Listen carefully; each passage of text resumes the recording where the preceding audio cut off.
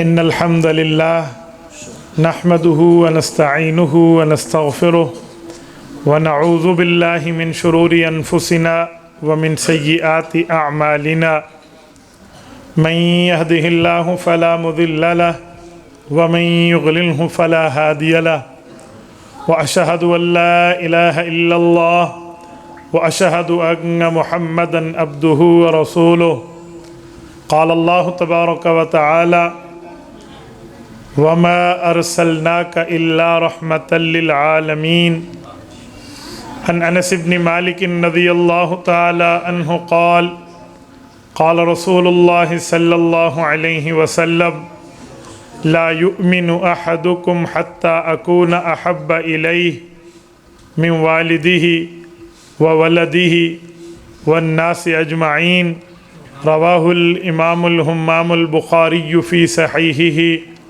صدق الله العظيم وبلغنا رسوله النبي الأمي الكريم ونحن على ذلك لمن الشاهدين والشاكرين والحمد لله رب العالمين دیر و در بستاں سرا ہمتوتیان خوشنوا کہتی تھی نعت مصطفیٰ بلغ العلا بکمالہ قمریاں بھی شوق میں ڈالے ہوئے سرتوق میں کہتی تھی اپنے ذوق میں کشفت دجا بجمالہ بلبلیں بھی کو بکو لے لے کے ہر ایک گل کی بو کرتی تھی چرچا سو بسو حسنت جمیع خصالہ چڑیوں کے سن کر یہ چہچہے انسان بھلا کیوں چپ رہے لازم ہے اس کو یوں کہے صلو علیہ وآلہ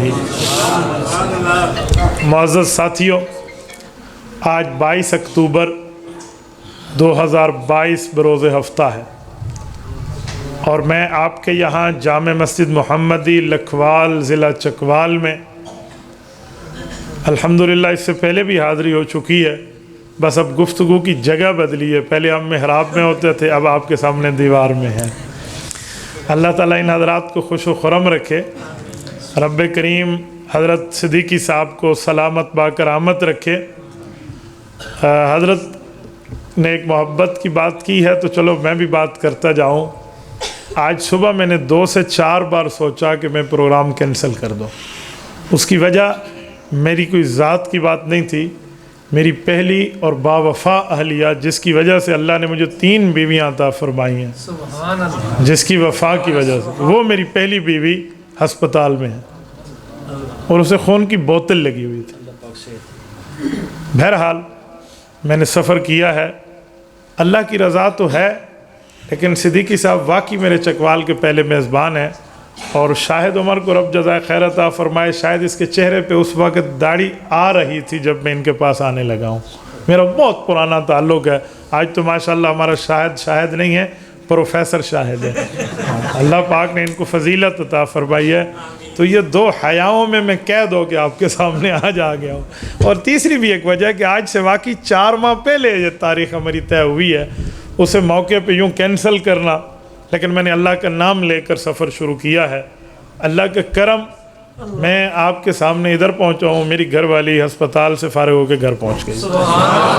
حقیقت میں یقین مانے، یہ بڑی بندے کو ایک پریشانی ہوتی ہے ذہنی طور پہ، لوگوں کی دوسری بیویاں ہو جائیں نا پہلی کو بھول جاتے ہیں۔ میں آج تک پہلی کو ویسے کہتا ہوں جیسے پہلی حضرت خدیجہ ہو۔ اگر آپ کے سینے میں اپنی پہلی عالیہ کے لیے دل نہیں ہے نا، یاد رکھیں آپ کی 2 نہیں، آپ کی 4 بھی ہو جائیں، آپ با وفا نہیں، آپ بے وفا ہیں۔ تو وفاؤں کو بندہ وفاؤں کے ساتھ سلامت رکھتا ہے۔ اللہ تعالی ہماری اس تمام محنت اور کاوش کو قبول فرمائے۔ میرے دوستو، ہماری کانفرنس کا عنوان ہے مقصد میلاد مصطفیٰ کانفرنس۔ اس میں 4 لفظ ہیں، ایک ہے مقصد، ایک ہے میلاد، ایک ہے مصطفیٰ اور ایک ہے کانفرنس۔ کانفرنس تو جلسے کو کہتے ہیں، پروگرام کو کہتے ہیں۔ مقصد کا مطلب کیا ہے، میلاد کا مطلب کیا ہے اور مصطفیٰ کا مطلب کیا ہے، میں چاہوں گا میں انہیں 3 الفاظ پہ آپ کی خدمت میں بات کروں۔ سب سے پہلی اور بنیادی بات، ہمیں لوگ کہتے ہیں کہ آپ جشن میلاد مصطفیٰ منائیں، آپ مقصد میلاد مصطفیٰ منا کر جشن کی عظمت کو کم کرنا چاہ رہے ہیں۔ میں پہلے اس جملے کو سمجھا دوں کہ جشن اور مقصد میں فرق کیا ہے۔ اور ان میں اعلیٰ چیز جشن ہے یا مقصد ہے؟ توجہ رکھنا، میں بنیادی طور پہ تقریر شروع کرنے سے پہلے تمہیداً آپ سے پوچھتا ہوں، اللہ نے اس دھرتی پہ ہمیں سلطنت خدا داد، وطن عزیز، مملکت پاکستان ایک نعمت کی شکل میں عطا فرمائی ہے۔ اس میں کوئی دوسری رائے نہیں ہے کہ ہمارا ملک ایک اعلیٰ قسم کا ملک ہے، 4 سیزن کنٹری ہے۔ 4 سیزن کنٹری بہت کم ہوتے ہیں دنیا میں جس میں چاروں موسم ہوں، خزاں بھی ہو، بہار بھی ہو، سردی بھی ہو، گرمی میں ہو۔ آپ باقی ملکوں میں جا کر دیکھیں، آپ کو 4 سیزن کنٹری بہت کم ملے گا۔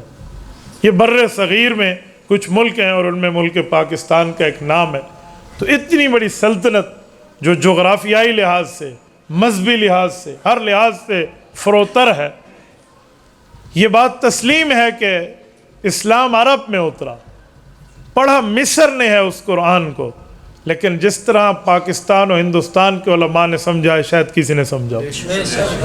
تو اتنی ہماری الحمدللہ حیثیت ہے دنیا میں، صحابہ کی اولادیں دعوت و تبلیغ کے کام میں ہمارے رائے میں ڈالتی ہیں، اس سے بڑھ کے آپ کیا بات مانیں گے؟ لیکن ہم 14 اگست والے دن جشن آزادی کی بات کریں، اور جس کے لیے پاکستان بنا ہے، پاکستان کا مقصد اور مطلب کیا؟ لا الہ الا اللہ محمد الرسول اللہ۔ اگر ہم اس کلمے سے منہ ہٹا لیں تو اس جشن کا فائدہ،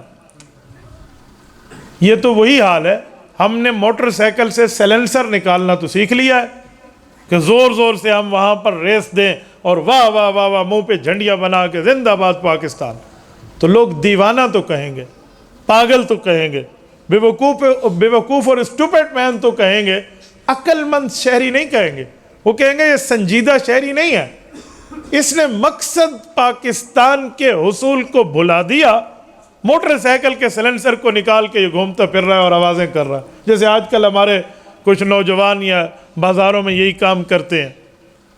اصل کیا ہے؟ اس شہری کو چاہیے یہ اس بات پہ غور کرے کہ ملک بنا کیوں ہے، ملک بنانے کا مقصد کیا ہے، ورنہ رہنے کی جگہ تو ہندوستان بھی تھی، وہاں بھی ہم رہ سکتے تھے۔ مقصد کیا تھا؟ قائد اعظم محمد علی جناح اور ان کے ساتھیوں نے جو وطن عزیز بنانے والے تھے، علامہ شبیر احمد عثمانی، علامہ ظفر احمد عثمانی، مولانا مفتی محمد شفیع، اتنے بڑے بڑے اکابر رحمہم اللہ، انہوں نے محنتیں کیوں کی تھی؟ تو وہ ایک ہی وجہ ہے کہ ہم اپنی عبادت، ہم اپنے اسلام اور اپنے مذہب کا تحفظ کر کے اللہ کو راضی کر سکیں، یہ ہے مقصد۔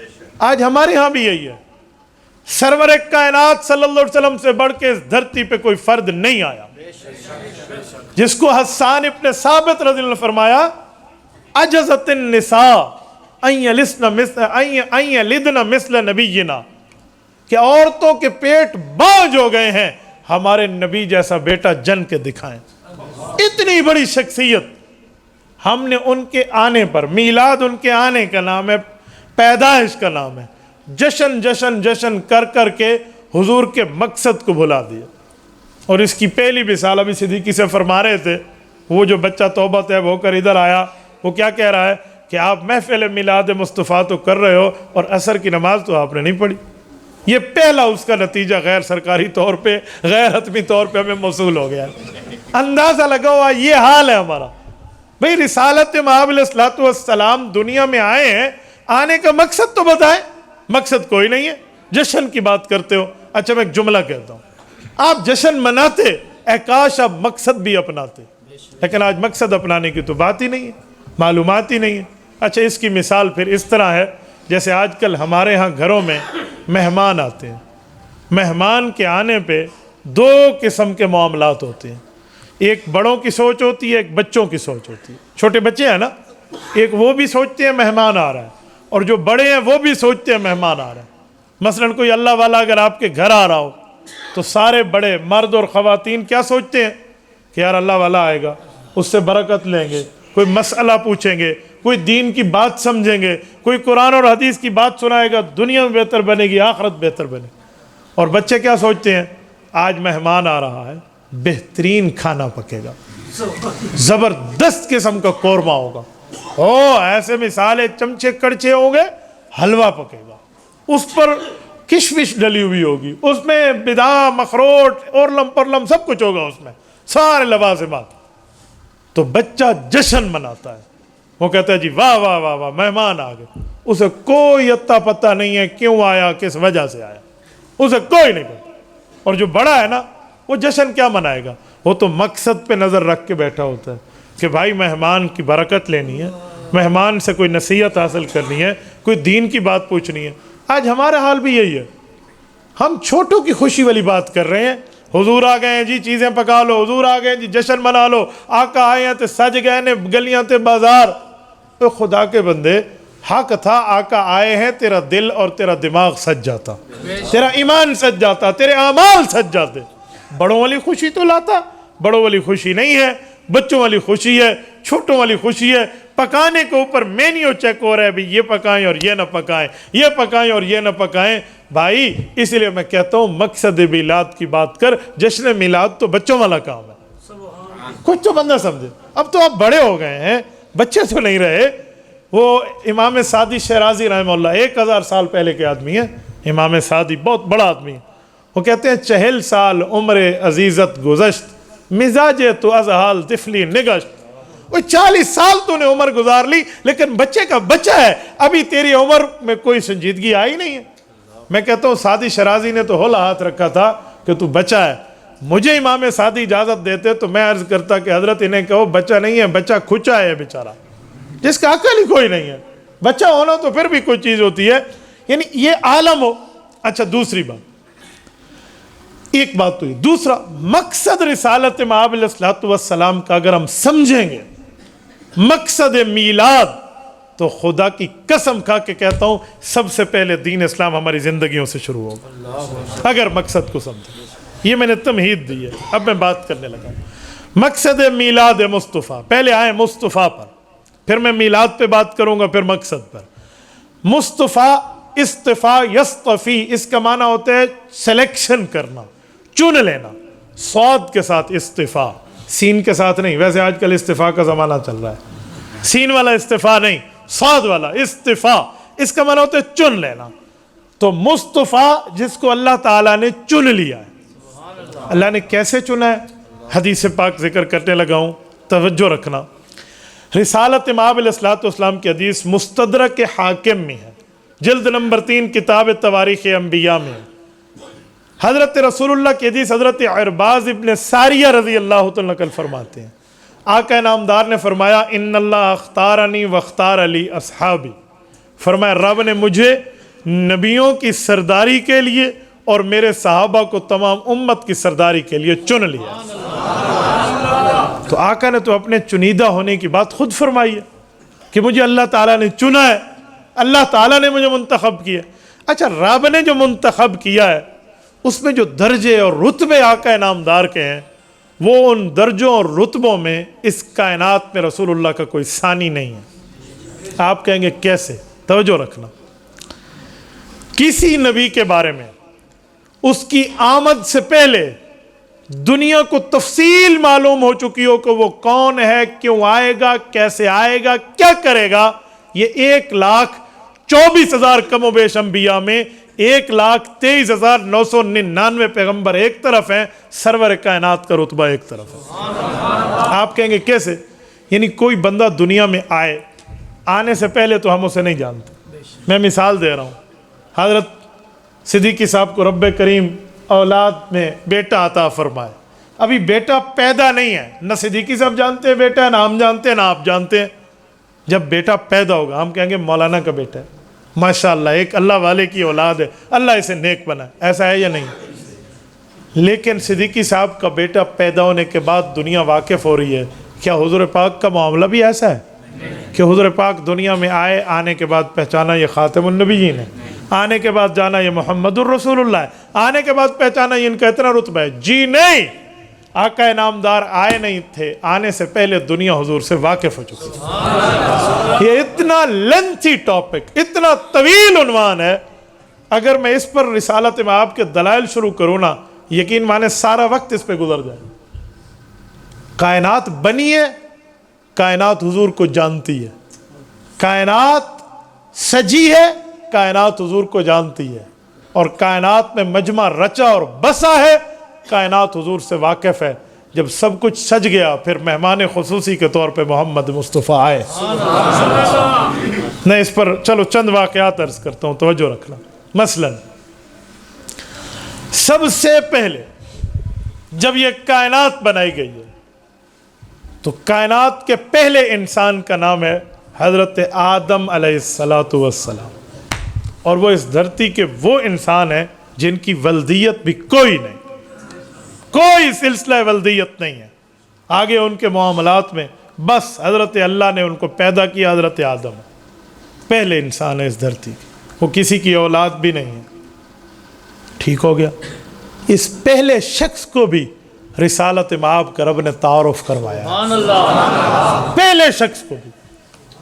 مثلا حضرت عمر کی حدیث ہے، یہ بھی مستدرک حاکم میں ہے، حضرت عمر رضی اللہ عنہ فرماتے ہیں اللہ کے رسول صلی اللہ علیہ وسلم نے ہمیں اپنا اور حضرت آدم کے تعارف کا واقعہ سنایا۔ کہتے ہیں وہ کیا؟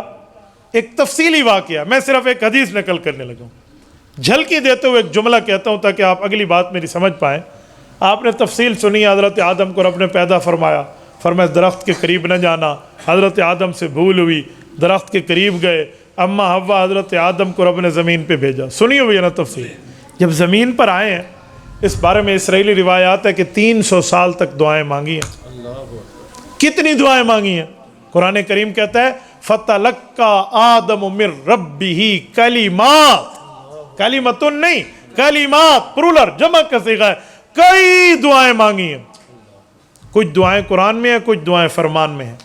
قرآن کریم میں کیا ہے؟ ربنا ظلمنا انفسنا وان لم تغفر لنا وترحمنا لنکونن من الخاسرین۔ رب آپ نے ہمیں ہماری بھول کی معافی نہ دی نا، ہم نقصان اٹھانے والوں میں سے ہو جائیں گے۔ اللہ رب العزت سے دعا ہو رہی ہے، جواب نہیں آ رہا۔ رسالت مآب علیہ الصلوۃ والسلام کی حدیث حضرت عمر لائے، حضرت عمر فرماتے ہیں ہمیں ہمارے پاک پیغمبر نے بات بتائی کہ جواب حضرت آدم کو کب آیا؟ حضرت عمر کہتے ہیں ہم نے پوچھا یا رسول اللہ کب آیا؟ تو گویا حضور پاک نے فرمایا جب ان کی زبان پر ذکر مصطفیٰ آیا۔ جی وہ کیسے؟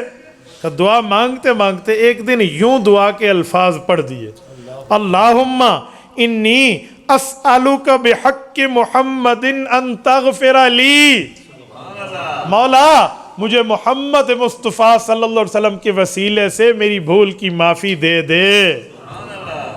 سوال ہوا، اب تک جواب کوئی نہیں، اب فوراً پوچھا یا آدم کیف عرفت محمدا ولم اخلقہ، فوراً اللہ کی طرف سے جواب، اے آدم حضور پاک علیہ السلام کو کیسے جانتے ہو؟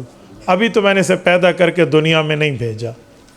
اللہ عالم الغیب والشہادہ ہے، اللہ کے علم میں ہے ایک ایک چیز، اللہ کو پتہ ہے آدم علیہ السلام کیوں کہلا ہے، لیکن اظہار رتبہ مصطفیٰ کی وجہ سے رب کریم نے پوچھا، ورنہ اللہ کا علم کیا ہے؟ وَيَعْلَمُ مَا فِي الْبَرِّ وَالْبَحْرِ وَمَا تَسْقُطُ مِن وَرَقَةٍ إِلَّا يَعْلَمُهَا۔ قرآن کہتے ہیں اس پوری زمین میں، اس پورے سمندر میں کیا ہے اللہ تعالیٰ کو پتہ ہے۔ کہ کیسے پتہ ہے؟ کہ وَمَا تَسْقُطُ مِن وَرَقَةٍ، من الورقہ نہیں ہے، من ورقةٍ، اس تا کے نیچے دو زیر ہے، اسے تنوین تنکیر کہتے ہیں۔ فرمایا دنیا میں کسی درخت کا کوئی پتا گرتا ہے اللہ کو پہلے پتہ ہوتا ہے، نکرہ کی بات کی ہے، من ورقةٍ، معرفہ کی بات نہیں کی، یہ رب العزت کا علم ہے۔ وَلَا حَبَّةٍ فِي ظُلُمَاتِ الْأَرْضِ وَلَا رَطْبٍ وَلَا يَابِسٍ إِلَّا فِي كِتَابٍ مُبِينٍ۔ کا رب کریم کا علم ہے، کوئی خشکی کی چیز، کوئی تری کی چیز، یہ پہلے اللہ کو پتہ ہوتا ہے، یعنی یہ علم ہے رب کا۔ اس کے باوجود بھی اللہ پوچھتے ہیں یا آدم کیف عرفت محمدا ولم اخلقہ، حضور پاک علیہ السلام کا تعارف تجھے کیسا ہوا؟ کیوں پوچھ رہا ہے؟ ان کا ذکر کیسے؟ اب دیکھیں اتنے عرصے سے جواب نہ آئے اور اب جواب آ جائے تو بندے کی امید کتنی مزید مضبوط ہو جاتی ہے۔ اب حضرت آدم اور اما حوا نے اس کی وجہ پیش کی کہ اللہ ہمیں تعارف کیسے ہوا؟ لما خلقتنی بیدک، یہ حضرت اما حوا کی بھی پیدائش سے پہلے کی بات حضرت آدم کر رہے ہیں۔ اما حوا تو جنت میں جا کر ان کی پسلی سے پیدا ہوئی ہے نا، حضرت آدم اما حوا کی وقت کی بات نہیں کر رہے، فرما رہے ہیں ابھی تو حوا بھی پیدا نہیں ہوئی تھی، جب مجھے آپ نے پیدا فرمایا اور پیدا فرما کر مجھے اپنے سامنے ٹھہرایا. وَنَفَخْتَ فِيَّ مِن رُوحِي، جب مجھ میں آپ نے روح ڈالی. فَرَفَعْتُ رَأْسِي، میں نے سر اٹھایا اور اپنی آنکھوں سے دیکھا.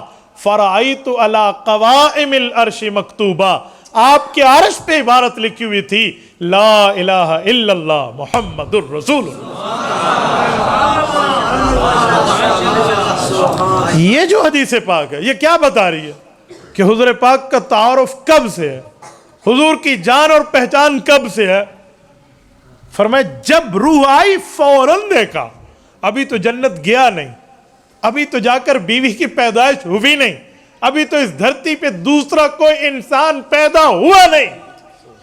روح آئی، پہلی زیارت عرش پہ اللہ کی ہوئی، اللہ کے نام کے ساتھ رسول اللہ کی نام ہوا. ایک جملہ میں کہتا ہوں، اس حدیث پاک کو ہم کئی دلائل پہ فٹ کرتے ہیں. وسیلہ بھی یہاں سے، اسی طرح رسالت مآب علیہ السلام کے حوالے سے دعا میں مزید بندے کو برکت ملے، وہ بھی یہاں سے. حضرت آدم علیہ السلام اول انسان اس دھرتی کے، یہاں سے حدیث پاک سے استدلال میں تائید مل جائے گی. ایک مسئلہ اور بھی نکلا، وہ کیا ہے کہ نبی جو ہے نا وہ اللہ کا شاگرد ہوتا ہے. آپ کہیں گے کیسے؟ اس حدیث پاک سے نکلتے ہیں. توجہ رکھنا، حضرت آدم جب پیدا ہوئے ہیں کیا کہتے ہیں؟ میں کسی اسکول پڑھنے گیا تب مجھ میں پڑھنے کی صلاحیت آئی؟ نہیں سمجھے؟ نہیں. اللہ میں کسی استاد سے پڑھنے گیا تب پڑھنے کی صلاحیت آئی؟ جی نہیں. وَنَفَخْتَ فِيَّ مِن رُوحِي، روح میرے اندر آئی. فَرَفَعْتُ رَأْسِي، فا تاکیب بلا وصل ہے، فوراً میں نے سر اٹھایا. فَرَأَيْتُ عَلَىٰ قَوَائِمِ الْعَرْشِ مَكْتُوبًا، فوراً میں نے پڑھ لیا. پتہ چلا نبی کسی کا شاگرد نہیں ہوتا، وہ اللہ سے علم و عمل لیتا ہے. ابھی تو کہیں گئے ہی نہیں ہے نا پڑھنے.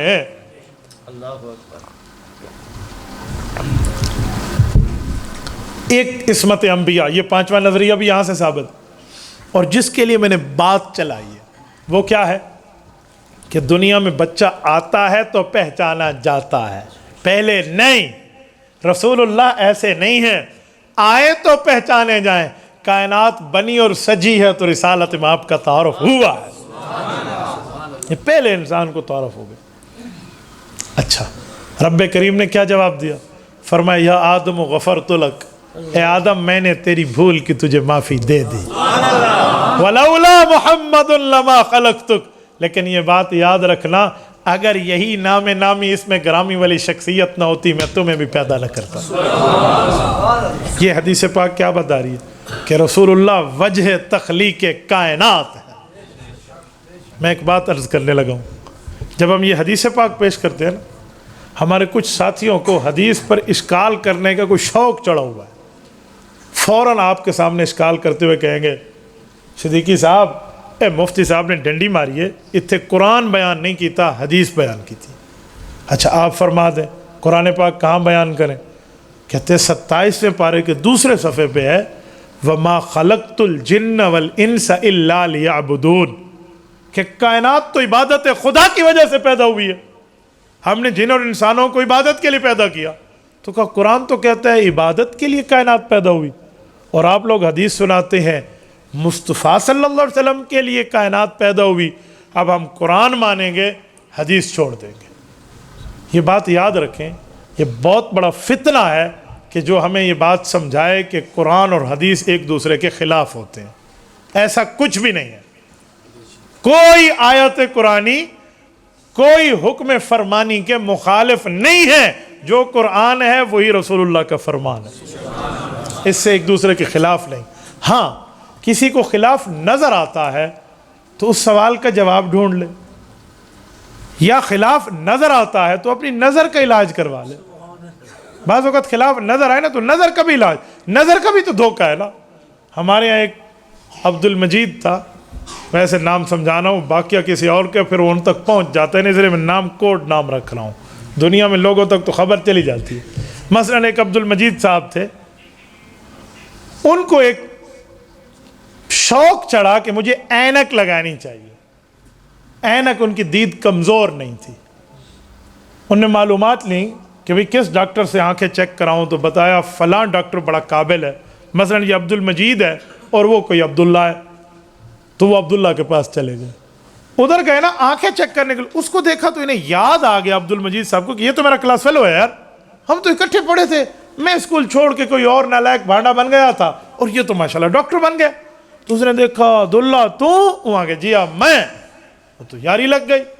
آپ کیسے آئے؟ میں نے کہا جی میری آنکھوں کا مسئلہ ہے، یہ چیک کرو۔ تو اس نے چیک کیا، انہوں نے کہا بھائی فیس بھی اپنی واپس لے لو، تو ہمارا یار ہے، تیری کوئی آنکھوں کا مسئلہ نہیں ہے، تیری ماشاءاللہ آنکھیں ٹھیک۔ اس نے کہا نہیں میری آنکھوں کا مسئلہ ہے۔ ڈاکٹر نے پھر چیک کیا، ادھر ادھر لیزر مشین اور سب، کچھ بھی سمجھ، انہوں نے کہا یار کوئی نہیں، میں لکھ کے دینے کے لیے تیار ہوں، میری ڈاکٹری کہتی ہے تیری آنکھیں ٹھیک ہیں۔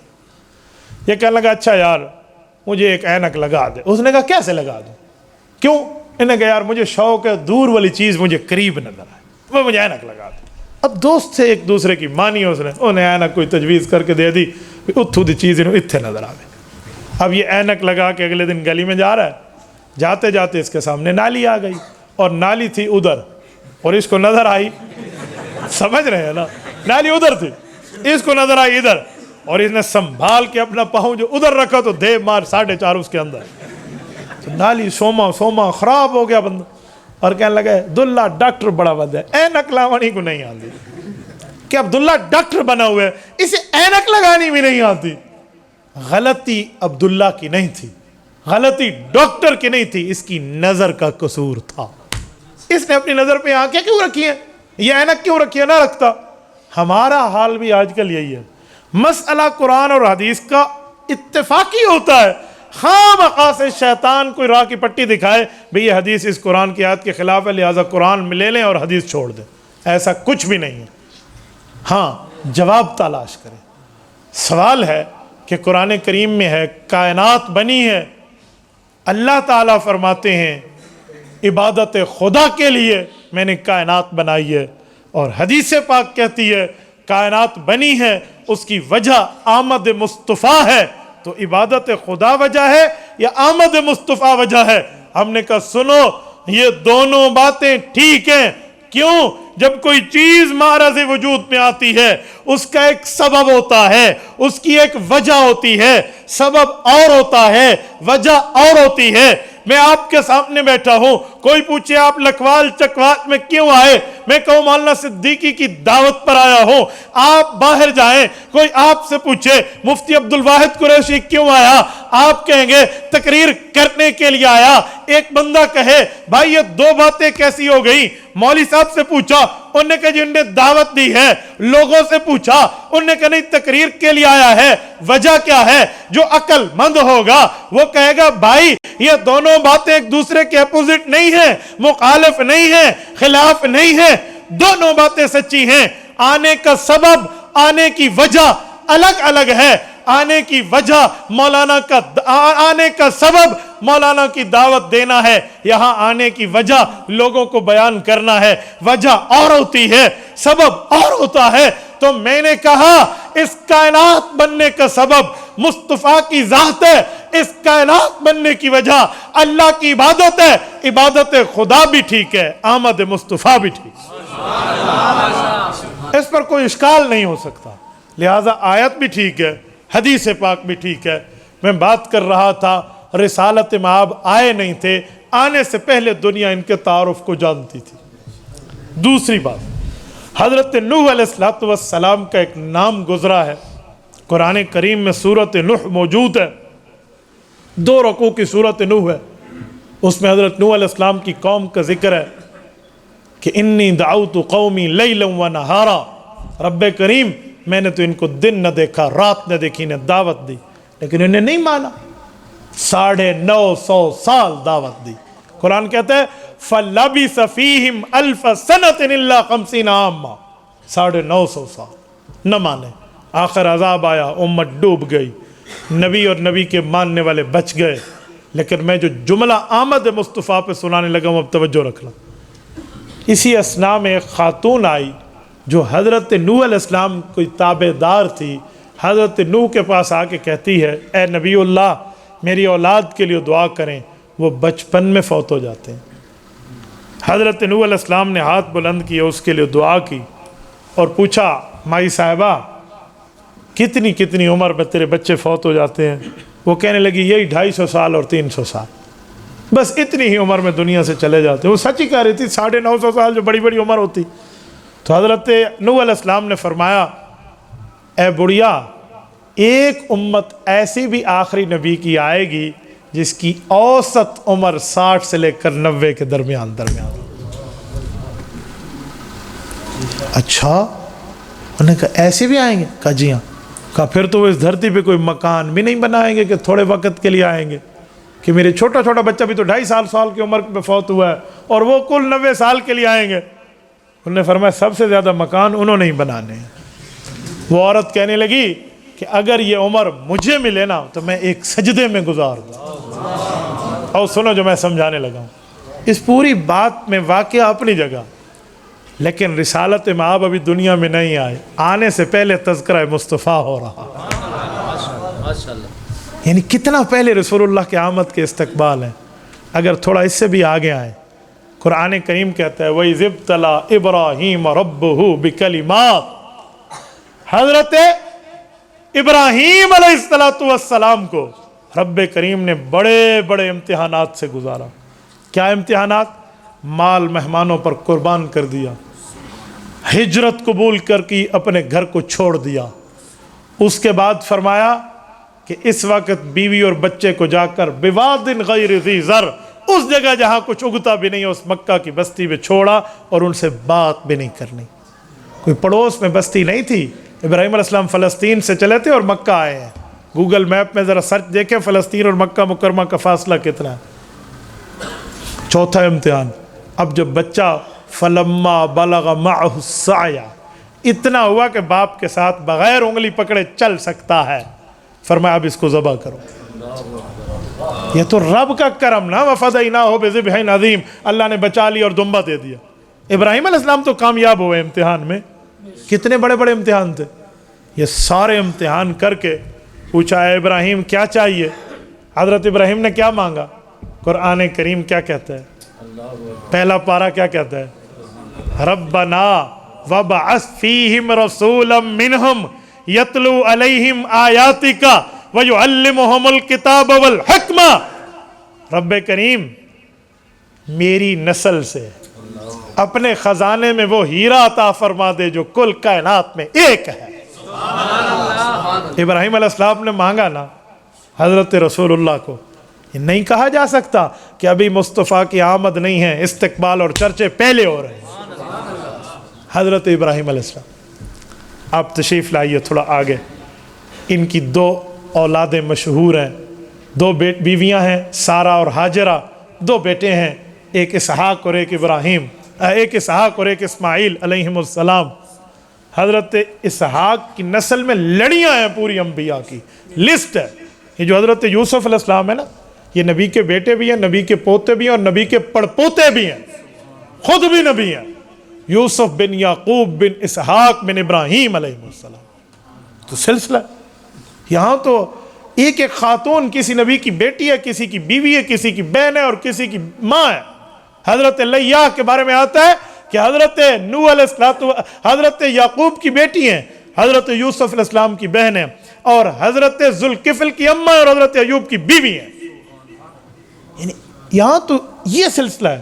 یہ حضرت اسحاق کی لڑی ہے اور دوسری لڑی حضرت اسماعیل والی ہے، اس میں اور کوئی نہیں ہے، محمد مصطفیٰ ہے صلی اللہ علیہ وسلم۔ تو یہ اللہ رب العزت نے حضرت ابراہیم سے کیا ہوا وعدہ پورا کیا، انہی کی نسل سے دیا اور اسی جگہ سے دیا جنہیں بظاہر کاٹنے کا حکم تھا، رب نے اسے کٹنا نہیں، اس طرح بڑھنا سکھایا ہے کہ قیامت تک اس کی نسل چلی ہوئی ہے۔ ہم بنی اسرائیل نہیں، ہم بنی اسماعیل ہیں۔ تو میرے دوستو، رسالت مآب کا ذکر حضور کے آنے سے پہلے اگر میں اس سے بھی تھوڑا آگے آؤں تو حضرت عیسیٰ علیہ السلام، میں باقی واقعات چھوڑتے ہوئے میں نے دوسرے عنوانات پر بھی بات کرنی ہے، توجہ، حضرت عیسیٰ علیہ السلام پہ آ جاتے ہیں۔ حضرت عیسیٰ علیہ السلام نے جو دعائیں مانگی ہیں اور جو خوشخبریاں دی ہیں اور جو اعلانات فرمائے ہیں، ان میں بنیادی اعلان آمد مصطفیٰ کا ہے۔ سورۃ صف پارہ نمبر 28، سورت کا پہلا رکوع، رب کریم فرماتے ہیں وَمُبَشِّرًا بِرَسُولٍ يَأْتِي مِن بَعْدِ اسْمُهُ أَحْمَدُ۔ فرمایا لوگو میں تمہارے پاس انجیل لے کر آیا ہوں، اللہ کا پیغام لے کر آیا ہوں، لیکن یاد رکھنا ایک میری ڈیوٹی اعلان کی یہ بھی ہے کہ میں آمد مصطفیٰ کا اعلان کیے ہوئے جا رہا ہوں۔ یہ حضرت عیسیٰ علیہ السلام نے اعلان کیا، اور عیسیٰ علیہ السلام اور حضور پاک 600 سال کا فاصلہ ہے، اس درمیان کوئی نبی بھی نہیں ہے، ان کے درمیان کوئی نبی نہ ہونے سے بھی بڑے عقدے حل ہوتے ہیں۔ جو لو کان بعدی نبی لکان عمر ہے، یہ بھی یہاں سے حل ہوتا ہے کہ وہاں فاصلہ نہیں ہے۔ یہ عنوان ہوتا، میں اس پہ تفصیل دیتا، میں اپنے عنوان پہ دینے لگا ہوں، توجہ، یہ 600 سال کا فاصلہ ہے، ان نے اعلان کر دیا۔ بلکہ میں یہاں پر ایک جملہ رکتے ہوئے کہوں، مورخ اسلام علامہ ضیاء الرحمن فاروقی شہید رحمہ اللہ ایک یہاں پر بڑی بات لکھ گئے ہیں۔ وہ فرماتے ہیں کہ میں نے بہت غور کیا حضرت عیسیٰ کے آمد اور حضرت عیسیٰ کے آسمان پہ جانے پہ، تو مجھے دو چیزیں بڑی عجیب ملی۔ کہتے ہیں حضرت عیسیٰ دنیا میں آئے ہیں، والد ان کا نہیں ہے، امر کن سے اللہ نے انہیں پیدا کیا حضرت مریم علیہ السلام کے پیٹ سے، اور وہ پیدائش کے بعد بھی کنواری ہیں، کوئی ان کی شادی نہیں ہے، ان کے پیٹ سے بچہ پیدا ہوا۔ اور حضرت عیسیٰ کو جب اٹھایا گیا تو موت بھی نہیں ہے ان کی، بغیر موت کے انہیں آسمانوں پہ لے جایا گیا، قیامت سے پہلے وہ زمین پر تشریف لائیں گے اور رسول اللہ کے دین کی مدد اور نصرت فرمائیں گے، حضور کے امتی بن کے تشریف لائیں گے۔ کہتے ہیں اس کی وجہ کیا ہے؟ اللہ نے کتاب دینی تھی انجیل، تو حضرت موسیٰ علیہ السلام کو تورات بھی دی ہے، انہیں والد کے ساتھ ہی پیدا کیا ہے، والد کے ذریعے ہی، اور پھر وفات کے ذریعے دنیا سے اٹھایا۔ اگر انجیل دینی تھی تو تورات ان کو ملی، وہاں والد بھی ہے، موت بھی ہے۔ حضرت داؤد علیہ السلام کو دیکھو، باقی انبیاء کو دیکھو، حضرت عیسیٰ کا نہ والد ہے نہ حضرت عیسیٰ کی وفات ہے، آسمان پہ ویسے اٹھا لیا جاتا ہے۔ وجہ کہتے ہیں مجھے تو کئی وجوہات میں ایک وجہ یہ سمجھ آئی ہے کہ حضرت عیسیٰ کی ڈیوٹیوں میں بڑی اہم ڈیوٹی دی گئی تھی، کہ وہ کیا؟ کہ وہ اعلان تھا آمد مصطفیٰ کا۔ عیسیٰ علیہ السلام تو نے دنیا میں جانا ہے، تورات تجھے انجیل ہم دیں گے، تو وہاں جا کر تبلیغ کرے گا، اپنی قوم کو سمجھائے گا، مذہب ایمان دین بتائے گا، لیکن تیری ڈیوٹیوں میں ایک بہترین ڈیوٹی یہ ہے، ذمہ داریوں میں اعلیٰ درجے کی ذمہ داری یہ ہے کہ تو نے اعلان کرنا ہے کہ میرے بعد محمد مصطفیٰ احمد مجتبیٰ صلی اللہ علیہ وسلم تشریف لائیں گے۔ کہا حضرت عیسیٰ نے تو اعلان کر دیا، قرآن کہتے ہیں۔ سنو، مولانا فاروقی محبت مصطفیٰ میں ڈوب کے لکھتے ہیں، فرماتے ہیں کہ حضور پاک کی آمد کے اعلان میں رب نے حضرت عیسیٰ کو اتنا جلدی بھیجا کہ ان کے والد کا انتظار نہیں کیا، اور جب ان نے اعلان کر لیا تو اتنا جلدی اٹھایا کہ ان کی موت کا انتظار نہیں کیا۔ یعنی اس انداز میں آمد مصطفیٰ کا اعلان ہے۔ تو یہ رسالت مآب علیہ السلام کے ساتھ حضرت عیسیٰ کا قرب کتنا اور تعلق کتنا۔ یہاں میں ایک جملہ کہتا جاؤں، قاری محمد طیب قاسمی رحمہ اللہ، بہت بڑا نام ہے، اللہ ان کی قبر پہ کروڑوں اربوں رحمتیں نازل فرمائے۔ ابھی حضرت جہلمی صاحب کا ذکر کر رہے تھے، یہ انہی کے ہاں کی تو بات ہے جو حضرت قاری طیب صاحب نے صلح نامہ لکھوایا تھا اگست 1962 والا، ہاں، عقیدہ حیات النبی پر۔ حضرت قاری طیب قاسمی دارالعلوم دیوبند کی آدھی صدی تک محتمم رہے ہیں، نصف صدی تک، اور یہ صدیق اکبر رضی اللہ عنہ کی اولاد ہے، حضرت نانوتوی کے پوتے ہیں، مولانا احمد نانوتوی کے بیٹے ہیں حضرت قاری محمد طیب قاسمی رحمہ اللہ۔ ان کی کتاب ہے کلمات طیبات، 9 جلدوں میں ہے، جس کو عام طور پہ کہتے ہیں خطبات حکیم الاسلام، ان کا اصل نام کلمات طیبات ہے۔ ان خطبات میں خطبہ قاری طیب قاسمی رحمہ اللہ کا ہے، نزول مسیح کی حکمت ہے، کہ حضرت عیسیٰ کو زمین پر بھیجا کیوں جائے گا دوبارہ، اس کی وجوہات لکھتے ہیں۔ میں ایک جملہ کہتا ہوں، ہمارے شیخ طریقت حضرت مولانا محمد طیب غفاری دامت برکاتہم العالیہ، وہ فرماتے تھے کہ جب میں قاری طیب قاسمی رحمہ اللہ کا بیان سنتا نا، فرماتے کہ ایک ہفتہ تو میں ایڑیاں اٹھا کے چلتا تھا کہ میں نے قاری طیب کو سنا، میرا ایسا ذہن کھل جاتا۔ یعنی آپ اس کے علوم کو دیکھیں نا، آپ دنگ رہے۔ وہ لکھتے ہیں نزول مسیح کی حکمت ہے کہ حضرت عیسیٰ کیوں آئیں گے، حضرت موسیٰ کو رب بھیج دے بھی آپ چلے جاؤ دجال کا مقابلہ کرو، حضرت یحییٰ علیہ السلام یا کسی اور کو، حضرت زکریا کو رب بھیج دے آپ جائیں دجال کا مقابلہ کریں، امام مہدی کا ساتھ دیں، صرف حضرت عیسیٰ کا انتخاب کیوں ہے؟ فرماتے ہیں اس کی کئی وجہ ہیں اور کئی رشتہ داریاں ہیں۔ رشتہ داریوں کا کیا معنی؟ عیسیٰ علیہ السلام کس کا رشتہ دار ہے؟ اس کا تو والد ہی کوئی نہیں ہے، ان کا تو جو ہے نا کیا کہتے ہیں دادا ہی کوئی نہیں ہے، رشتہ داری کہاں سے آ گئی؟ کہا ہے۔ کہا جی وہ کیسے؟ سنیں، کہا حضرت عیسیٰ علیہ السلام کو بھی قرآن نے رحمت کہا ہے اور رسول اللہ کو بھی قرآن نے رحمت کہا۔ میں نے آپ کے سامنے حضور پاک والی تو آیت پڑھ دی، سورۃ انبیاء نمبر 107، وَمَا أَرْسَلْنَاكَ إِلَّا رَحْمَةً لِلْعَالَمِينَ، کہ حضور پاک علیہ السلام کو رب نے کائنات کی رحمت بنا کے بھیجا۔ حضرت عیسیٰ کو کہاں کہا گیا؟ سورۃ نمبر 19 سورۃ مریم کا دوسرا رکوع، رب کریم فرماتے ہیں وَلِنَجْعَلَهُ آیَةً لِلنَّاسِ وَرَحْمَةً مِنَّا، کہ عیسیٰ علیہ السلام کو میں اپنی نشانی اور اپنی رحمت بنانا چاہتا ہوں، تبھی کواری کے پیٹ سے پیدا کیا۔ تو کہا ادھر بھی رحمت ادھر بھی رحمت، رحمت کا آپس میں بڑا گہرا رشتہ ہے۔ تو ایک رحمت للعالمین کے دین پر مشکل آئے گی کہ دجال کا ظہور ہوگا، تو اللہ دوسری رحمت حضرت عیسیٰ کو بھیج کے اس کا قلع کما کرائے گا۔ کہ ایک وجہ اور بھی ہے، کہ وہ کیا ہے؟ کہ جنت میں بھی رسول اللہ صلی اللہ علیہ وسلم کو کچھ بیویاں ملیں گی جن کا دنیا میں نکاح رسول اللہ سے نہیں ہوا۔ حضرت آسیہ کا نام بھی آتا ہے اور حضرت مریم کا نام بھی آتا ہے۔ امام عبد الکریم نابلسی نے لکھا ہے کہ حضرت مریم کا نکاح رسول اللہ صلی اللہ علیہ وسلم سے جنت میں ہوگا، تو کہ جب حضرت مریم کا نکاح حضور پاک سے ہوگا تو حضرت مریم تو حضرت عیسیٰ کی والدہ ہیں، حضور پاک علیہ السلام حضرت عیسیٰ کے بمنزلہ والد ہیں۔ والد تو نہیں ہے نا، ما کان محمد ابا احد من رجالکم، بمنزلہ والد ہیں۔ حضرت عیسیٰ حضور کے کون لگے؟ بمنزلہ بیٹے لگے۔ جب بمنزلہ والد کے دین پہ مشکل آئی تو بمنزلہ بیٹے کو مدد و نصرت کے لیے بھیجا۔ کہتے ہیں اس میں ایک وجہ مختلف معاملات کی نظر آتے ہوئے کچھ اشارات اور بھی ہیں۔ کہ وہ کیا؟ کہ حدیث پاک میں ہے دو نشانیاں حضور پاک علیہ السلام نے حضرت عیسیٰ کے نزول کے بعد اپنے ساتھ تعلق کی بتائی ہیں۔ کہ وہ کیا؟ کہ جب حضرت عیسیٰ نازل ہوں گے، جہاد کا اعلان کریں گے، دجال کو ماریں گے اور وہاں مسلمانوں میں امن قائم کریں گے، شریعت کا نفاذ ہوگا، سب کچھ ہوگا۔ کہ دو باتیں اپنے ساتھ ریلیٹڈ فرمائیں۔ فرمایا تزوج ویولد ویدفن معی، ان کی شادی ہوگی، ان کے بچے ہوں گے اور ان کی قبر تمہارے نبی محمد مصطفیٰ کے ساتھ بنے گی۔ کہ یہاں دو باتیں کیسی؟ سنو، کہتے ہیں ان کی شادی، ان کی بچے تو ہوں گے، بنو کلب میں ان کی شادی ہے، تو حضرت عیسیٰ علیہ السلام جب رسول اللہ کی قبر مبارک پہ آئیں گے تو مسند ابی یعلا کی جلد نمبر 11 میں حضرت ابو ہریرہ رضی اللہ عنہ کی حدیث ہے، حضور پاک نے فرمایا ثم لیأتین علی قبری حاجا او معتمرا فقال یا محمد لاجیبنہ، فرمایا حضرت عیسیٰ مجھے سلام کریں گے اور میں نبی ان کے سلام کا جواب دوں گا۔ تو فرماتے ہیں سلام ہر مسلمان امتی حضور پاک کی قبر پہ کر رہا ہے اور ہر خوش قسمت حضور پاک سے جواب بھی لے رہا ہے۔ میں نے ہر خوش قسمت کہا، ہر مسلمان نہیں کہا، اس کی ایک وجہ ہے۔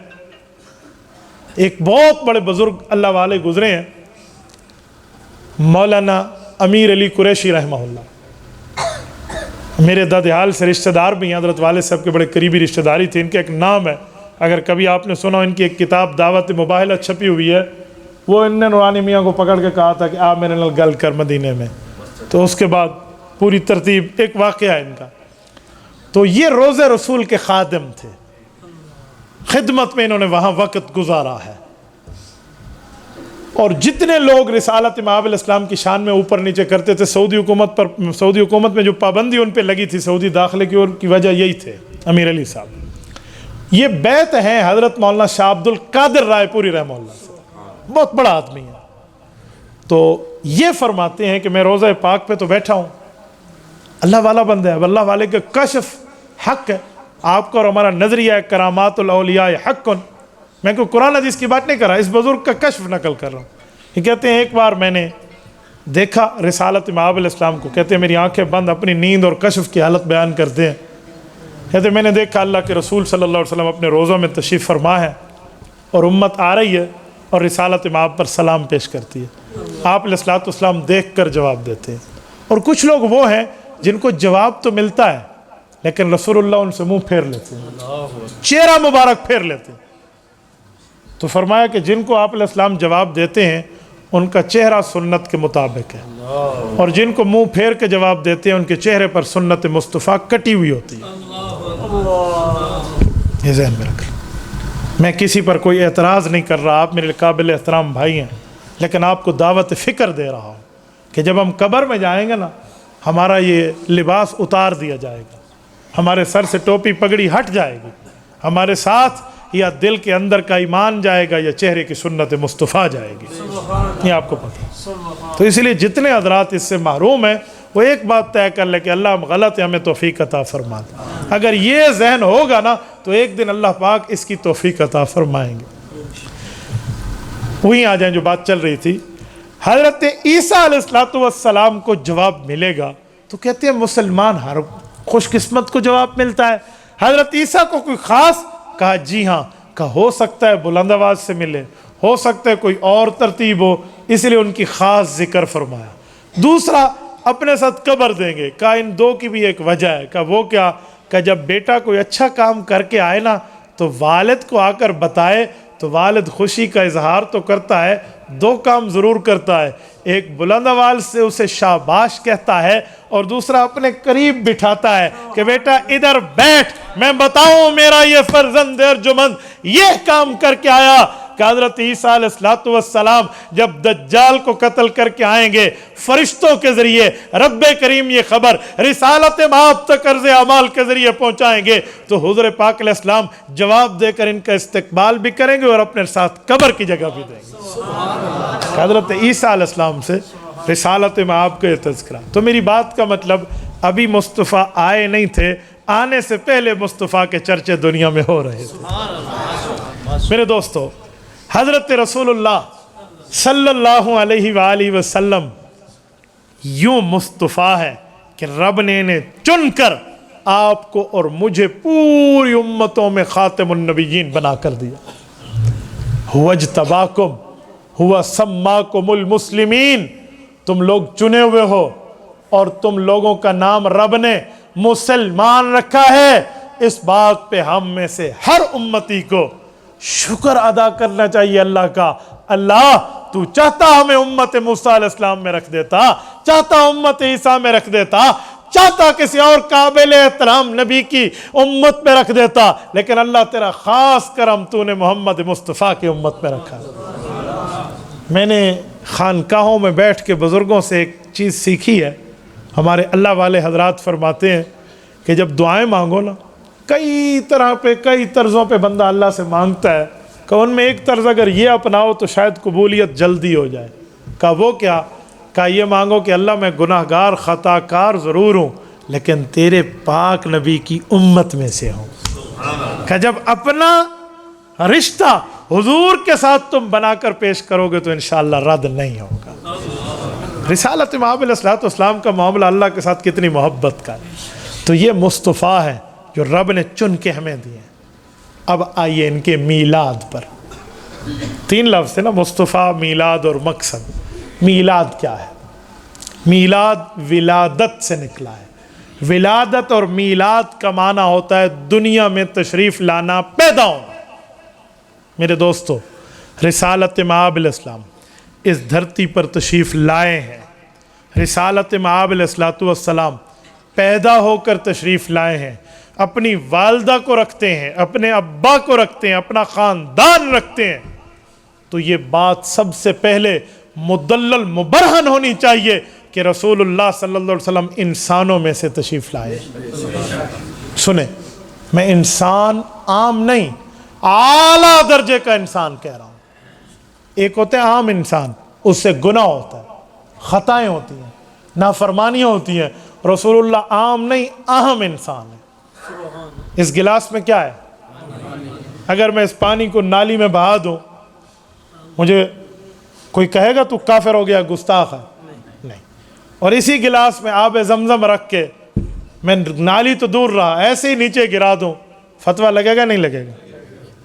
سارے کہیں گے تجھے شرم اور حیا نہیں آتی؟ کتنے انبیاء کا اس پانی سے تعلق ہے؟ تو پانی تو یہ بھی ہے، پانی تو وہ بھی ہے. بھئی یہ پانی ہے، وہ اعلیٰ درجے کا پانی ہے. نہیں سمجھے؟ ایک وہ جگہ ہے جس پہ آپ اور ہم جوتیاں اتارتے ہیں، پتھر ہے، اور ایک یہ جگہ ہے جہاں ہم سجدہ کرتے ہیں، اور ایک وہ پتھر ہے جسے حجر اسود کہہ کے ہم بوسہ دیتے ہیں. یہ ان تینوں پتھروں کا ایک رتبہ ہے. بولیے، کل کوئی کہے وہ بھی پتھر ہے جوتی اتاریے، وہ بھی پتھر ہے جوتی اتار دو، آپ کریں گے؟ اسے تو مدنی کریم نے بوسہ دیا ہے. حضرت عمر رضی اللہ عنہ پتھر کے سامنے اور کہا وہ پتھر نہ تو فائدہ دے سکتا ہے نقصان دے سکتا ہے، میں تیرا بوسہ اس لیے لیتا ہوں کہ تیرا بوسہ مدنی محمد مصطفیٰ نے لیا. وہ بھی حجر اسود ہے، کالا پتھر ہے، سفید بھی نہیں ہے اس وقت، کالے کو چوم رہے ہیں. تو اس پتھر میں اعلیٰ درجے کا پتھر ہونا، اور اس پتھر کی تو کوئی ویلیو ہی نہیں ہے جہاں پر جوتی اتاری جاتی. تو بھائیو، ایسے انسان اور عام انسان اور اعلیٰ درجے کے انسان میں فرق ہے. انسان اور عام انسان تو وہ ہے غلطی گناہ خطا ہو جائے، نبی وہ اعلیٰ درجے کا انسان ہے. وَكَذَلِكَ لِنَصْرِفَ عَنْهُ السُّوءَ وَالْفَحْشَاءَ، اس کے قریب رب گناہ جانے نہیں دیتا. لِيَغْفِرَ لَكَ اللَّهُ مَا تَقَدَّمَ مِنْ ذَنْبِكَ وَمَا تَأَخَّرَ. نبی کے گناہ نہیں ہوتے، جسے سمجھتے ہو اگلے پچھلے بھی معاف ہے. وہ اعلیٰ درجے کا انسان ہے. تو میلاد بتا رہا ہے رسول اللہ بشر یعنی اعلیٰ درجے کے انسان ہے.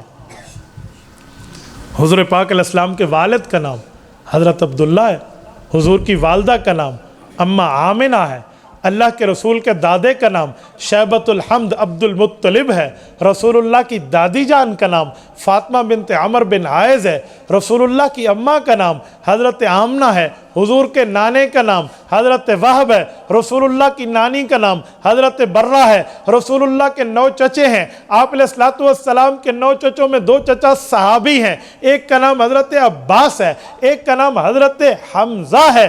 رسول اللہ صلی اللہ علیہ وآلہ وسلم کے ماؤں کا ذکر اپنی ماں کے علاوہ کریں تو دودھ پلانے والی ماؤں میں حضرت برکت ہیں جن کو ام ایمن کہتے ہیں، حضرت سویبہ ہیں جو سویبہ دائیہ تھی رسالت مآب علیہ الصلوۃ والسلام کی، حضور پاک علیہ الصلوۃ والسلام کی دودھ پلانے والی ماؤں میں حضرت حلیمہ سعدیہ ہیں رضی اللہ عنہا، رسالت مآب علیہ الصلوۃ والسلام کے بھائی بھی ہیں جن کا نام عبداللہ بن حارث ہے، یہ اماں حلیمہ کے بیٹے ہیں. حضور پاک کی بہن بھی ہے جس کا نام شیمہ بنت حلیمہ ہے، یہ حضرت حلیمہ کی بہن ہے جس نے 4 سال، حضرت حلیمہ کی بیٹی ہے جس نے 4 سال تک مدنی مصطفیٰ کو اپنی کوکھ پہ رکھ کے اٹھایا، ہنسایا اور رسالت مآب کی پرورش میں اپنی خدمت سر انجام دی ہے. رسالت مآب علیہ الصلوۃ والسلام کا خاندان ہے، اللہ کے رسول کی بیویاں ہیں، حضور پاک کے بیٹے ہیں، رسول اللہ کی بیٹیاں ہیں، رسول اللہ کے داماد ہیں، رسول اللہ کے نواسیاں ہیں، رسول اللہ کے نواسے ہیں. آقا نامدار کا یہ پورا خاندان بتا رہا ہے رسول اللہ اعلیٰ درجے کے انسان ہے. میرے بھائی، تو جشن تو منا رہا لیکن میلاد سے رسول اللہ کی انسانیت کا اقرار تو کر لیتا.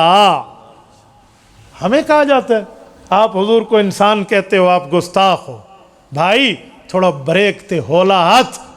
اگر رسول اللہ کو انسان کہنا گستاخی ہے تو بتا، اگر حضور نور ہیں تو نور کا والد نہیں ہوتا.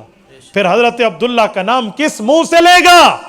اماں آمنہ کا تعارف کس منہ سے کرائے گا؟ حضور کے ددیال اور ننیحال کا تعارف کس منہ سے کراؤ گے؟ رسالت مآب کے چاچو کا خاندان، رسالت مآب علیہ الصلوۃ والسلام کی مائیں، رسالت مآب کی بیویاں، رسالت مآب کی اولادیں اور ان کی اولادوں کا تعارف آپ کس نام سے کراؤ گے؟ مجھے بتائیں. جبرائیل کی ماں ہے، اسرائیل کا باپ ہے، اسرافیل کی بہن ہے، میکائیل کی بیٹی ہے؟ جب نہیں ہے تو وہ نور ہیں.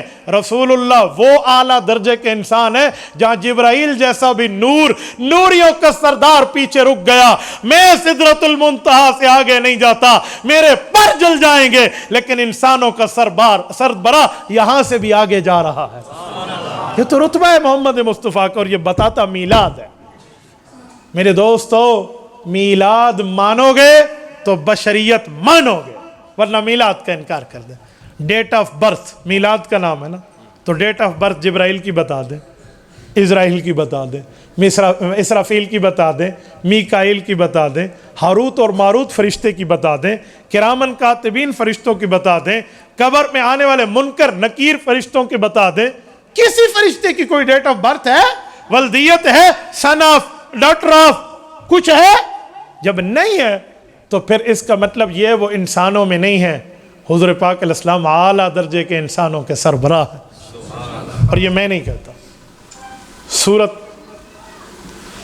بنی اسرائیل آیت نمبر 93 رب کریم فرماتے ہیں قل سبحان ربی هل کنت الا بشر الرسولا. محبوب مصطفیٰ یہ اعلان فرما دے تو انسانوں کا بھی سربراہ, انسانوں کا بھی سردار, رسولوں کا بھی تاجدار. اس آیت کے شروع میں کیا لفظ ہے؟ قل. جی ہاں, قل. سبحانہ کو چھوڑیں, اس پر رکیں. کیا لفظ ہے؟ قل. تیسرے دن والے تو تجھے یاد ہیں, یہ عقیدے والا قل کیوں بھول گیا ہے؟ وہ قلتے نہیں بھولتے. کیوں؟ وہاں چنے ملتے ہیں, وہاں کچھ کھانے پینے کی چیز ملتی ہے میرے بھائی, وہاں پیٹ پوجا ہے, لہذا وہ 4 قل تجھے یاد ہیں, ایک ہی یاد نہیں ہے. یہ بھی تو قل سبحان ربی ہے, حل کنت الا بشر الرسولہ ہے. الزام دینے سے پہلے بندہ تھوڑا سا دیکھے, یوں ہاتھ کریں گے تو 3 انگلیاں اپنی طرف آئیں گی. یار کس طرح کا الزام. اچھا میں ایک اور بات کروں, یہ انسانوں کو اشرف المخلوقات کہا جاتا ہے. کہا کیا جاتا ہے؟ قرآن خود کہتا ہے وَلَقَدْ كَرَّمْنَا بَنِي آدم, آیت نمبر 70 سورت بنی اسرائیل, سورت 3 آیت نمبر 4 لَقَدْ خَلَقْنَا الْإِنسَانَ فِي أَحْسَنِ تَقْوِيمٍ. تو انسان اشرف المخلوقات ہے. کیوں؟ اساری بوتھی سونی ہے. ہم اشرف المخلوقات کیوں ہیں؟ اس کی ایک ہی وجہ ہے کہ ہم میں سرکار مصطفیٰ صلی اللہ علیہ وسلم انسان بن کے تشریف لائے. بھائی ہم فرشتوں سے بھی آگے ہیں اس مسئلے میں کہ وہ اشرف المخلوقات نہیں ہیں, ہم جنات سے بھی آگے ہیں, وہ اشرف المخلوقات نہیں ہیں. یہ آپ کیا بات کرتے ہیں؟ اور میں بعض اوقات حیران ہوتا ہوں, ان باتوں کو بھی لوگ ڈسکس کے طور پہ زیر بحث لاتے ہیں کہ ہمارے نبی نور ہیں یا بشر ہیں. میں بہت حیران ہوتا ہوں, یار یہ کوئی سوال ہے؟ ہم اس بات پر بڑی لے دے سنتے بھی ہیں, دیکھتے بھی ہیں. میں آپ کے سامنے ایک جملہ سمجھاتا ہوں جو قائد ملت اسلامیہ حضرت مولانا مفتی محمود نور اللہ مرکزہ کا لکھا ہوا ہے اور تفسیر محمود کے اندر موجود ہے. حضرت مفتی محمود رحمۃ اللہ علیہ صرف سیاست دان نہیں تھے, بہت بڑے عالم دین بھی تھے, شیخ الحدیث بھی تھے. حدیث میں بھی ان کی کتاب ہے زاد المنتہی ترمذی کی شرح.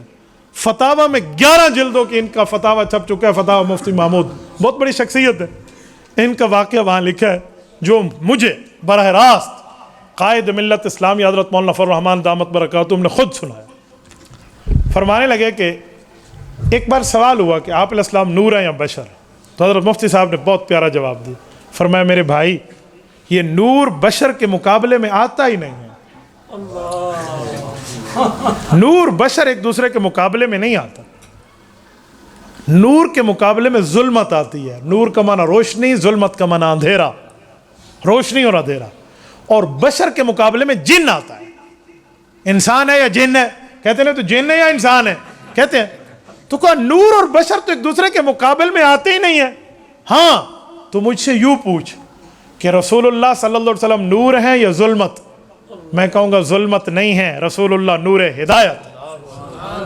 کون انکار کرتا ہے؟ اور مجھ سے پوچھ کہ بشر ہیں یا جن ہیں؟ میں کہوں گا بشر ہیں, اس لیے بشروں کو اشرف المخلوقات بنایا گیا. بات تو پوری کرو.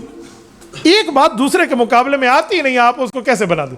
کوئی آپ سے پوچھے آپ پنجابی ہیں یا پاکستانی ہیں, تو پنجاب پاکستان کے مقابلے میں پاکستان کے اندر کیسے آئے گا؟ یہ کیسے آئے گا؟ تو یہ سوال بنتا نہیں. تو میلاد بتا رہا ہے رسالت مآب علیہ السلام اعلیٰ درجے کے انسان ہے. تھوڑا آگے چلتے ہیں. رسالت مآب کا میلاد ہوا ہے, آپ علیہ السلام دنیا میں تشریف لائے ہیں. رسالت مآب علیہ السلام کو رب نے دنیا میں بھیجا ہے. کیوں آئے ہیں؟ جو مقصد ہے وہ کیوں ہے؟ ریزن کیا ہے؟ وجہ کیا ہے؟ تو قرآن کریم کہتے ہیں لِتَخْرُجَ النَّاسَ مِنَ الظُّلُمَاتِ إِلَى النُّورِ. پیغمبر کے آنے کا مقصد ہے کفر اور شرک کے اندھیروں سے نکال کے اسلام کی روشنی میں لے آؤ. رسالت مآب علیہ السلام کی ڈیوٹی یہ ہے جس کو حضرت عبادہ بتاتے ہیں ان نخرج العباد من عبادت العباد الى رب العباد, کہ لوگوں ہم لوگوں کو لوگوں کی پرستش سے نکال کے لوگوں کے خالق کی پرستش میں لاتے ہیں. یہ مقصد آمد بعثت لأتمم مکارم الاخلاق. حضور پاک نے فرمایا اخلاق کی اس کے لیے اخلاق کی مکمل کرنے کے لیے، کمپلیٹ کرنے کے لیے رب نے مجھے دنیا میں بھیجا۔ انما بعثت معلما، رب نے مجھے معلم، سکھانے والا، پڑھانے والا بنا کر بھیجا۔ رسالت مآب فرماتے بعثت الی الاسود والاحمر، اللہ نے مجھے ہر اجمی اور ہر عربی، ہر انسان اور ہر جن کی طرف نبی بنا کے بھیجا ہے۔ یہ تمام مکلف ہے، میرا کلمہ پڑھیں گے تو ان کی بات بنے گی۔ ما وسعہ الا اتباعی، ان سب کے پاس گنجائش نہیں ہے، میری گنجائش، میری اتباع کریں گے تو ان کی نجات کی گنجائش ہے۔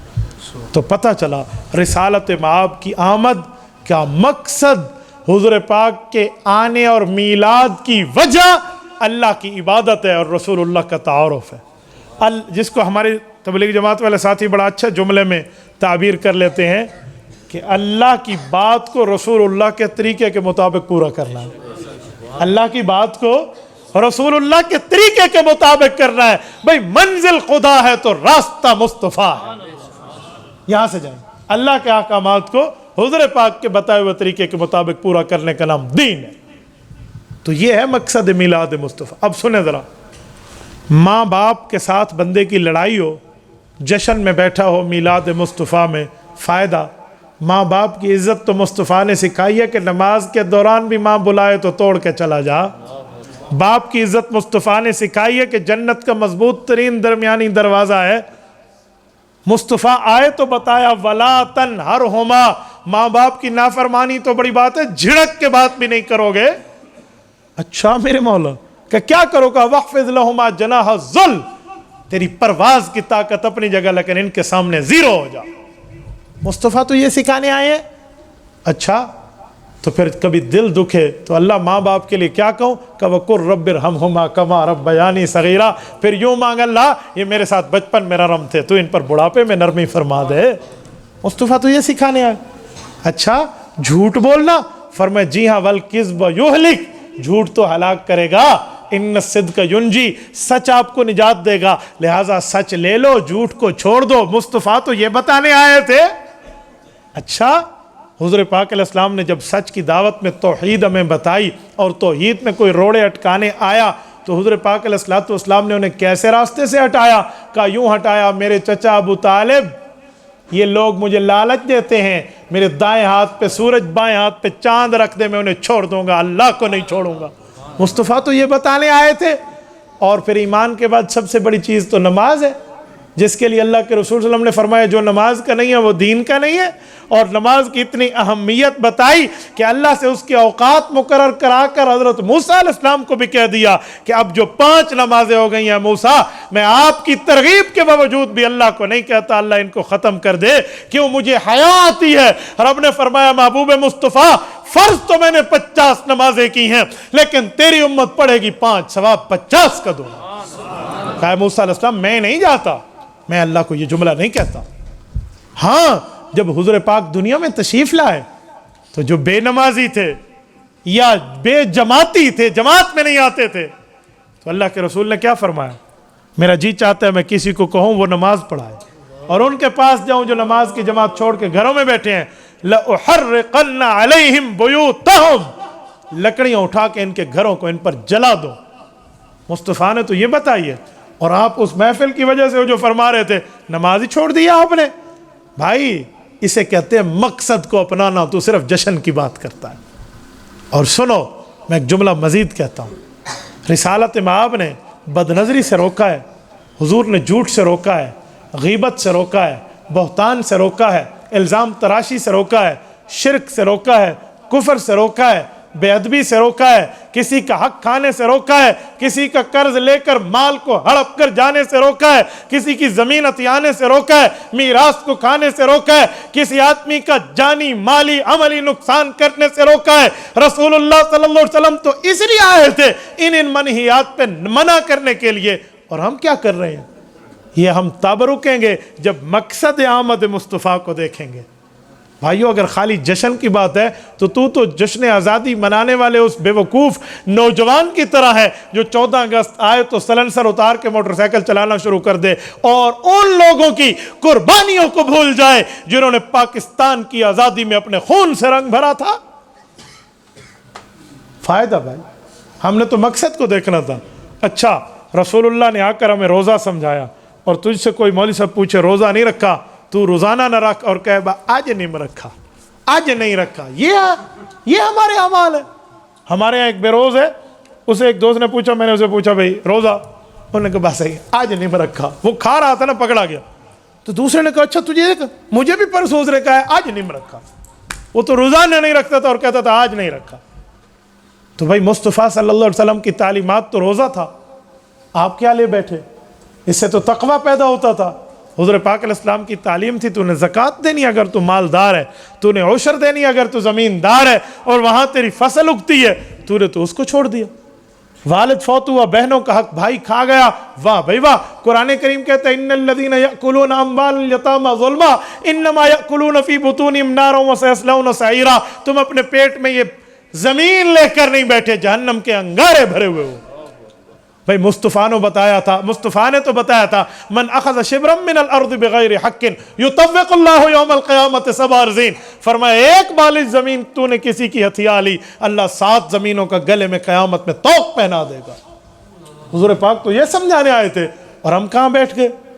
آقا نامدار نے جو مقاصد لے کر، پورا دین لے کر، بدر سے لے کر تبوک تک کے اسفار میں سفر جنگ، سفر امن، سارے اسفار کر کے ہمیں دین سمجھایا.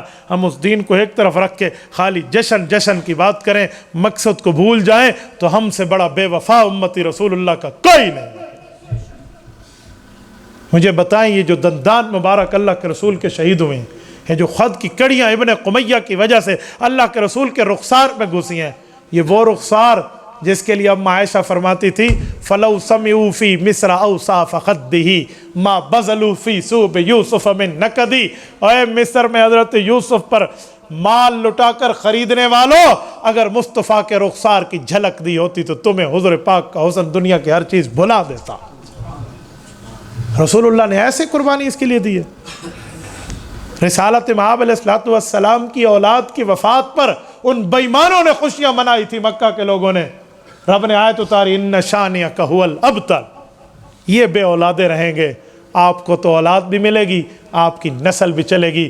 مصطفیٰ کو رب نے وہ نسل چلا کے دکھائی، دنیا کے لوگوں کی نسلیں بیٹوں سے چلی، حضور کی چوتھی اور چہیتی بیٹی سے چلی.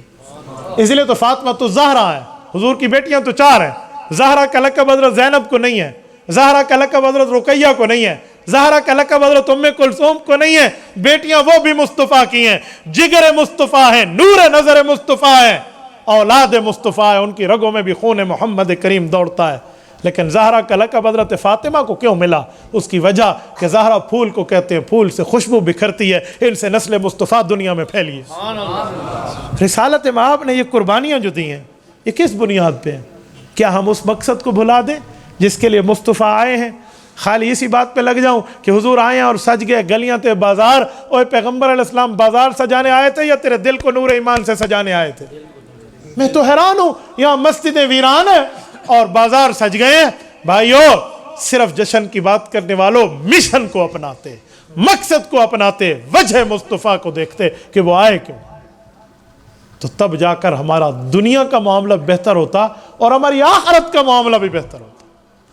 تو میرے دوستو، یہ ہے مقصد میلاد مصطفیٰ کانفرنس کہ رسالت مآب جو کائنات کے چنے ہوئے ہیں، ان کی میلاد کا مقصد کیا ہے، تاکہ ہم لوگ کفر و شرک کے اندھیروں سے نکل کے نور ایمان اور اسلام کی روشنی میں آ جائیں. یہ مصطفیٰ کی میلاد کا مقصد ہے. یہ ذکر ادھر بھی ہو، مسجد و مدرسے میں بھی ہو، چوک اور بازار میں بھی ہو، اور گھر کے کمروں میں بھی ہو، تب جا کر امت میں تبدیلی آنی ہے. ورنہ غلام ہے رسول کے غلام والا نعرہ ہو، اندر کچھ نہ ہو، تو پھر یاد رکھنا محفل بھی چلتی رہے گی اور نمازیں بھی ضائع ہوتی رہیں گی. حالانکہ نمازیں تو وہ ہیں جس کو اور کچھ نہیں تو حضرت حسین رضی اللہ عنہ کی میدان کربلا کی نماز آپ دیکھ لیتے. ظہر کی نماز حضرت حسین نے صلاۃ الخوف ادا کی ہے. علماء بیٹھے ہیں، صلاۃ الخوف کیا ہے آپ کو پتہ ہے کیسے پڑھی جاتی ہے؟ 1 رکعت پڑھ کے مقتدی جنگ کرنے چلے جاتے ہیں، جنگ والے واپس آ جاتے ہیں پڑھنے رکعت کے لیے، یہ پوری کرتے ہیں تو یہ چلے جاتے ہیں، پھر وہ جو پہلی رکعت پڑھ کے جنگ کے لیے گئے تھے وہ دوبارہ آ جاتے ہیں. یہ ہے صلاۃ الخوف. نماز میں جاؤ، اللہ کا حکم ہے، اٹھائیں سورۃ توبہ، نماز میں جاؤ، دوران نماز جا کے کافر کو مار کے آؤ۔ کیوں؟ یہ ایک رکعت ادھر پڑھنے آئے، 2 رکعت بھی نہیں پڑھنی، لیکن پڑھنی ہے 2 رکعت ایک ایک کر کے پڑھنی ہے، یہ ہے صلاۃ الخوف۔ نماز تو وہاں بھی نہیں چھوٹی، یہاں محفل میں چھوڑ دی۔ یہ کیسا جشن ہے بھائیو؟ یہ جشن نہیں ہے، یہ نمازوں سے دور کرنا، دین سے دور کرنا۔ تجھے شیطان نے پٹی پڑھا دی ہے، ورنہ شیطان کے منہ پہ کالک ملنی تھی تو مقصد آمد مصطفیٰ کو دیکھ لیتا۔ اللہ تعالیٰ آپ کو اور ہمیں صراط مستقیم عطا فرمائے، دین اسلام پر عمل کی توفیق عطا فرمائے۔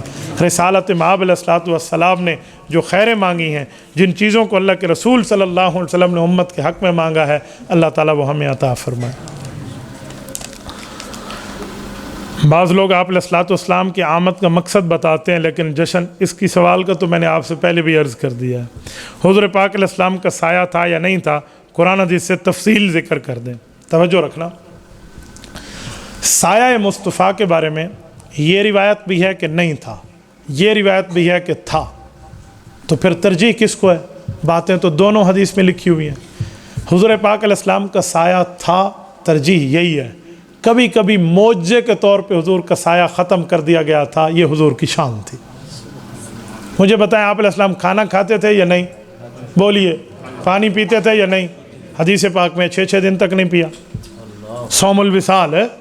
جب صحابہ نے پوچھا، آپ نے پیدر پہ روزہ رکھ لیا، کھانا؟ حضور نے فرمایا اللہ یطعمنی ویسقینی، رب مجھے کھلاتا پلاتا ہے تو میں نہیں پتہ چلتا۔ ہو گیا؟ تو پھر آپ کیا کہیں گے؟ حضور نہیں کھانا کھاتے تھے؟ آپ کہیں گے آپ علیہ السلام کھانا نوش فرماتے تھے، کبھی کبھی صوم الوصال میں چھوڑ بھی دیتے تھے۔ تو حضور پاک کا سایہ تھا، کبھی کبھی معجزے کے طور پہ ختم بھی کر دیا گیا تھا، نمبر 1۔ نمبر 2، آپ سے کوئی پوچھے سایہ تھا، یہ حدیث کہاں ہے؟ حوالہ دے دیں۔ مصنف عبد الرزاق میں حضرت عائشہ رضی اللہ عنہ کی حدیث ہے کہ ایک مرتبہ اللہ کے رسول کمرے میں تشریف لائے، پیٹھ کے پیچھے اللہ کے رسول کے سورج تھا، آپ علیہ السلام اس میں چل رہے تھے، تو سایہ اللہ کے رسول کا میرے کمرے میں پہلے داخل ہوا، پھر آقا داخل ہوئے۔ آپ اٹھا لیں، جنائز کے باب میں روایات موجود ہیں۔ اماں جان رضی اللہ عنہ ارشاد فرما رہی، آج کل ایسے دنیا میں عجیب قسم کا سلسلہ چل پڑا ہے، لوگ کہتے ہیں روضہ رسول کا بھی سایہ نہیں ہے۔ میں نے الحمدللہ مدینہ طیبہ میں بڑا وقت گزارا ہے، میں دعا گو ہوں اللہ تعالیٰ آپ سب کو یہ وقت گزارنے کی توفیق عطا۔ اللہ تعالیٰ آپ سب دوستوں کی برکت سے ہمیں بھی مدینہ طیبہ کی حاضری بھی عطا فرمائے، اور رسالت مآب علیہ الصلوۃ والسلام کا ہمیشہ ہمیشہ کے لیے وہی ویزا ہمیں جنت البقیع کا عطا فرمائے۔ اس کا سایہ میں نے انہی آنکھوں سے دیکھا ہے، روضہ پاک۔ بس میری ایک عادت ہے کہ میں موبائل روضہ پاک پہ نہیں نکالتا، میں حیا کرتا ہوں رسالت مصطفیٰ صلی اللہ علیہ وسلم، میری عادت ہے۔ ورنہ کوئی مرتبہ لوگ کہتے ہیں اجے روضے پہ جا کر ویڈیو بنا لیں، مجھے حیا آتی ہے۔ یار دنیا کا کوئی عہدیدار بیٹھا ہو، اٹینشن ہو کے سامنے ٹھہرے ہو، یہ کائنات کی وجہ تخلیق موجود ہیں، ان کے سامنے ٹھہر کے ہم موبائلیں اٹھاتے پھریں۔ ورنہ شاید میں آپ کو ویڈیو اپنی شکل میں پوری اوریجنل دیتا کہ روضہ مصطفیٰ کا بھی سایہ موجود۔ کسی شاعر نے شعر کہہ دیا، دنیا اگر ڈھونڈے ثانی ہے محمد، ثانی تو بڑی چیز ہے سایہ نہ ملے گا، وہ معجزے کے وقت کی بات ہے۔ اس نے یہ تھوڑی کہا ہے کہ ہمیشہ نہیں ہوگا۔ تو حضور پاک صلی اللہ علیہ وسلم کا سایہ بھی تھا، اس لیے اس کا انکار نہیں کر سکتے۔ کچھ لوگ کہتے ہیں حضور پاک علیہ الصلوۃ والسلام کو قرآن میں شاہدن کہا گیا ہے، انا ارسلناک شاہدا ومبشرا ونذیرا، اسی لیے شاہد کا معنی گواہ ہے، تو آپ علیہ السلام حاضر ناظر ہے۔ بھائی شاہد کا معنی گواہ ہے، اتنی بات تو میں مان لیتا ہوں، لیکن ہر گواہ حاضر ناظر ہوتا ہے، یہ ثابت کرنا آپ کو بہت مشکل ہو جائے گا، کیونکہ قرآن کریم میں پوری امت کو بھی گواہ کہا گیا۔